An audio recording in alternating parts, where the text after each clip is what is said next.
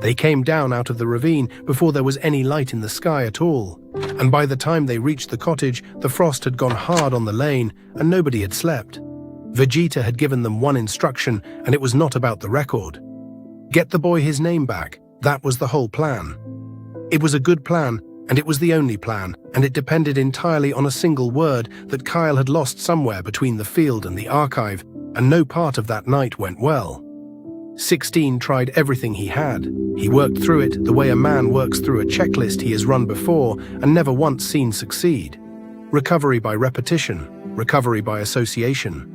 The cold, flat procedures they had used in the annex, the ones with no comfort in them at all. He asked Kael what his mother would have called him, and Kael did not have a mother. He asked what the tank had called him, and the tank had called him a batch number. Every route came back to the same empty shelf. Then Goku tried, because Goku only has one method, and it has never once been complicated. He sat forward in that kitchen chair with his strapped arm across his knee, and he said the name out loud. Just said it, plain, the way you would call somebody in from a yard. And then he said it again. And again, all through the small hours, patient as weather, as if the word were a door that would eventually give if a big enough man kept knocking. Kael heard it every single time. He could not hold on to any of it. And Tam watched them do it. That was the part none of them could stand. He sat in his chair by the stove with a blanket over his knees, and he watched 3 men tear a night apart, trying to find one word, and he was kind about it. He told Goku he had a good voice for it. He told 16 he had clearly done this before and was better at it than he thought. He never once said the thing he was obviously thinking, which was that they were spending hours they did not have. Near 4 in the morning, Kael finally asked him what it was actually like now, on his side of it, and Tam thought about the question properly before he answered it. The way he had answered every question since the day they walked into his kitchen. He said it was not frightening. He said it was like a room going quiet.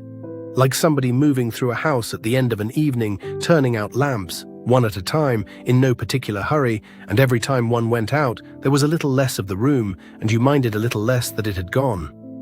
Kael went down on one knee at the side of that chair and asked him to wait. Just a day.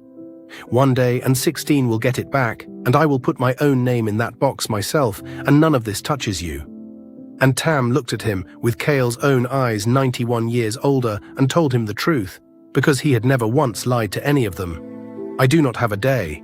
You know I do not have a day.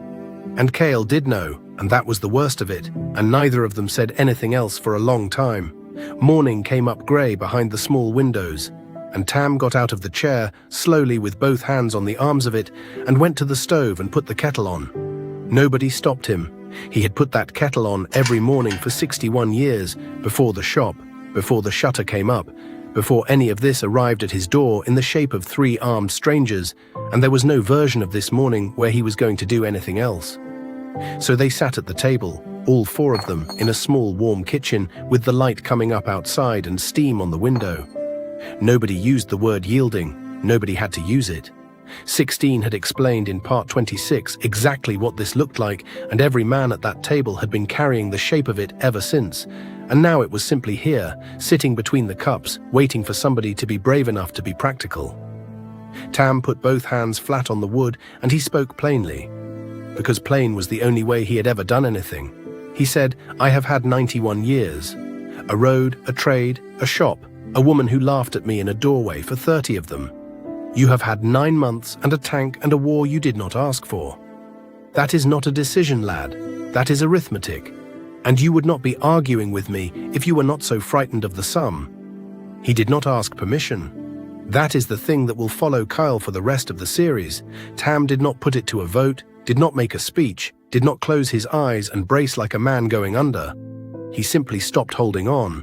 Whatever it is that a person grips without knowing they are gripping it, he opened his hand and set it down, and the reconciliation turned towards him the way a tide turns, without malice, without sound, and began to close.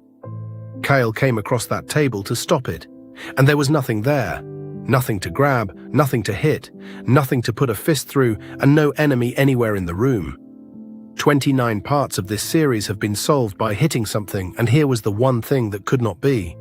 He got a handful of an old grey jumper and an old man's shoulder underneath it, and he was strong enough to lift a house, and it did him no good at all, because you cannot hold on to a rope for somebody who has already let go. And then 91 years arrived all at once. Not a war and not a tank. A wet road at 6 in the morning with the tarmac shining. The smell of leather and glue and hot wax. A shutter going up with a bang and a bad shoulder complaining about it. Rain on a shop window for an entire afternoon with nobody coming in. A woman laughing in a doorway. A yard and somebody calling a name across it. And the extraordinary ordinary business of turning round because that name belongs to you. Kael came out of it on the kitchen floor on his hands and knees with the wood grain an inch from his face, shaking so hard the cups were going on the table above him. He was full. That is the only word for it. Full of 61 years of mending other people's shoes and 30 more before that, and every grey Tuesday in between, a whole life he did not live, delivered by the one man in the universe who had the right to keep it and did not. And Tam was still in the chair. He had gone the way he did everything else, quietly, without fuss, without making anybody watch. Goku stood over him for a long time with his head down and his good hand on the back of that chair and did not say one word, and Goku is a man who always has something to say. 16 stood at the window with his back to the room. Nobody cried, nobody shouted. The kettle went on boiling until 16 reached over and moved it off the heat. Kael got up off that floor eventually and went and stood in the doorway with the full light coming in, and he said his own name out loud, first time in 3 parts. It came out steady, and it came out his, because Tam had handed him that as well and had not made any kind of fuss about doing it. And 16, unmasked, standing at his shoulder, finally said the thing he had been carrying since he was young. That is what it is. Not the winner, the one still standing.